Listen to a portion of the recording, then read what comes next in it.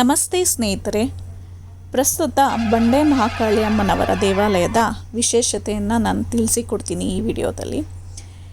ಈ ದೇವಸ್ಥಾನವು ಗವಿಪುರದ ಗುಟ್ಟಳ್ಳಿಯಲ್ಲಿದೆ. ಇಲ್ಲಿ ಪಾರ್ಕಿಂಗ್ ವ್ಯವಸ್ಥೆ ಇದೆ, ಹಾಗೆ ಅದು ಉಚಿತವಾಗಿದೆ. ಬಸ್ ಸೌಲಭ್ಯ ಕೂಡ ಮೆಜೆಸ್ಟಿಕ್ ಮಾರ್ಕೆಟಿಂದ ಇದೆ, ಸುಮಾರು 5 ಕಿಲೋಮೀಟರ್ ಆಗುತ್ತೆ. ಗಾಂಧಿ ಬಜಾರ್ನಿಂದ ಇಳಿದರೆ ಅಲ್ಲಿಂದ ಆಟೋ ತೊಗೊಂಡು ಬರ್ಬೋದು, ತುಂಬ ಸಮೀಪ ಇದೆ. ಹಾಗೆ ಇಲ್ಲಿ ಪೂಜಾ ಸಾಮಗ್ರಿಗಳು ಬೇಕಾಗಿರೋದು ಹೊರಗಡೆ ಸಿಗುತ್ತೆ, ಹಾಗೆ ಒಳಗಡೆ ಕೂಡ ಸಿಗುತ್ತೆ.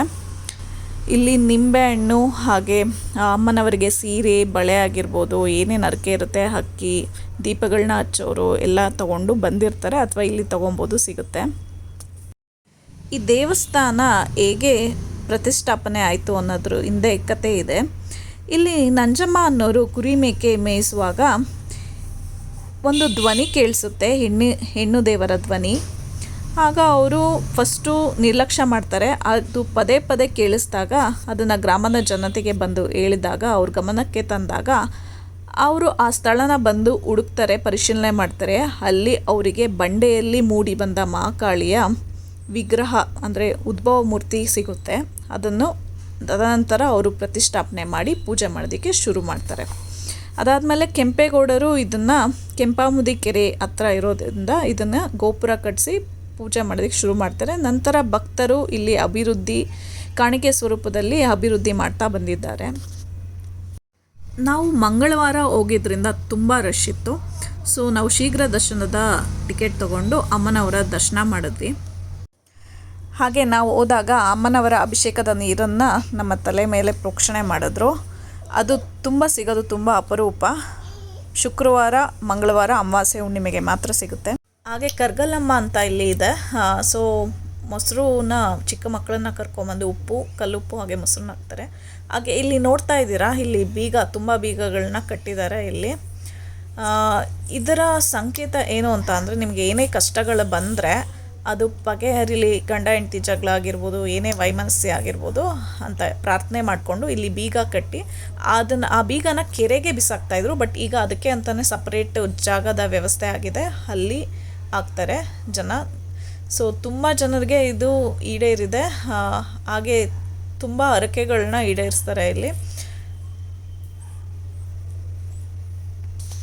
ಹಾಗೆ ಇಲ್ಲಿ ನಿಂಬೆಹಣ್ಣು ದೀಪ ಹಚ್ತಾರೆ, ಬೆಲ್ಲದ ಆರತಿ ಮಾಡ್ತಾರೆ. ಇಲ್ಲಿ ತ್ರಿಶೂಲಕ್ಕೆ ನಿಂಬೆಹಣ್ಣ ಚುಚ್ತಾ ಇದ್ದಾರೆ, 3 ತ್ರಿಶೂಲಕ್ಕೆ. ಅದು ಕೂಡ ಕಷ್ಟಗಳು ಈ ನಿಂಬೆ ಹುಳಿ ಥರ ಕರಗಲಿ, ಹಾಗೆ ಕರ್ಪೂರ ಹಚ್ಚಿ ಅದ್ರ ಥರನೇ ಕರಗಲಿ ಅಂತ ಪ್ರಾರ್ಥನೆ ಮಾಡ್ಕೊಂಡು ಹಚ್ಚೋದು.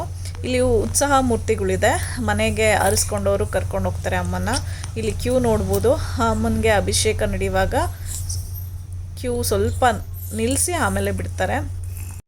ಹಾಗೆ ಇಲ್ಲಿ ಸಾಯಿಬಾಬಾ, ಮುನೇಶ್ವರ, ಗಣೇಶ, ಕಾಟೇರಮ್ಮ, ವಿವಿಧ ದೇವರುಗಳ ದರ್ಶನ ಕೂಡ ಮಾಡ್ಬೋದು. ಹಾಗೆ ಇಲ್ಲಿ ಗಣ್ಯ ವ್ಯಕ್ತಿಗಳು, ರಾಜ್ಕುಮಾರ್ ಆಗಿರ್ಬೋದು, ಹಾಗೆ ಯಾರ್ಯಾರು ಇಲ್ಲಿ ಅಮ್ಮನವ್ರ ಹತ್ರ ಬಂದಿದ್ದಾರೋ ಅವ್ರ ಹತ್ರ ಎಲ್ಲ ಫೋಟೋ ಹಾಕಿದ್ದಾರೆ ಇಲ್ಲಿ. ಹಾಗೆ ಇಲ್ಲಿ ತುಂಬ ವಿಶೇಷತೆ ಏನು ಅಂದರೆ ತಡೆ ಓಡಿಸೋದು ಅಂತ ಹೇಳ್ತಾರೆ. ಇಲ್ಲಿ ತಡೆ ಮಂತ್ರಿಸೋ ಸ್ಥಳ ಇದು. ಇಲ್ಲಿ ತಡೆ ಮಂತ್ರಿಸೋದಕ್ಕೆ ಸಾಮಗ್ರಿ ಏನು ಬೇಕೋ ಅದು ಅಲ್ಲೇ ₹100 ಏನೋ ಕೊಟ್ಟರೆ ಸಿಗುತ್ತೆ.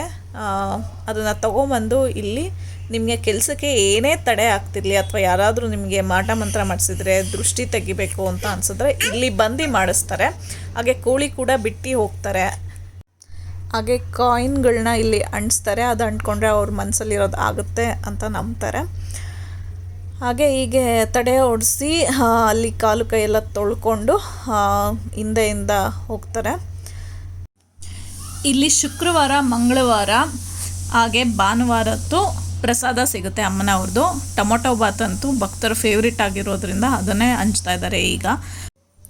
ಹುಣ್ಣಿಮೆ ದಿನ ಪಾಯಸ ಹಾಗೆ ಅನ್ನ ಸಾರು ಎಲ್ಲ ಥರದ ಊಟ ಬಡಿಸ್ತಾರೆ ಇಲ್ಲಿ ದೇವಿಗೆ ಉಡಿಸಿದ ಭಕ್ತರ ಸೀರೆಗಳನ್ನು ಮಾರ್ತಾರೆ. ಅದನ್ನು ಕೊಂಡ್ಕೊಂಡು ಪೂಜೆ ಅಥವಾ ದೇವಸ್ಥಾನಕ್ಕೆ ಉಟ್ಕೊಂಡು ಹೋಗ್ಬೋದು. ಈ ಧನ ಸಹಾಯವನ್ನು ದೇವಸ್ಥಾನಕ್ಕೆ ಉಪಯೋಗಿಸ್ತಾರೆ.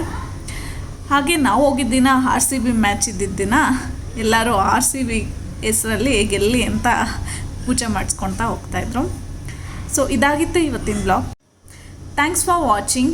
ಹಾಗೆ ಈ ವಿಡಿಯೋ ಇಷ್ಟವಾಗಿದ್ದಲ್ಲಿ ಪ್ಲೀಸ್ ನಿಮ್ಮ ಫ್ರೆಂಡ್ಸ್ಗೆ ಶೇರ್ ಮಾಡಿ, ಹಾಗೆ ನನ್ನ ಚಾನಲ್ಗೆ ಸಬ್ಸ್ಕ್ರೈಬ್ ಮಾಡೋದನ್ನ ಮರಿಬೇಡಿ.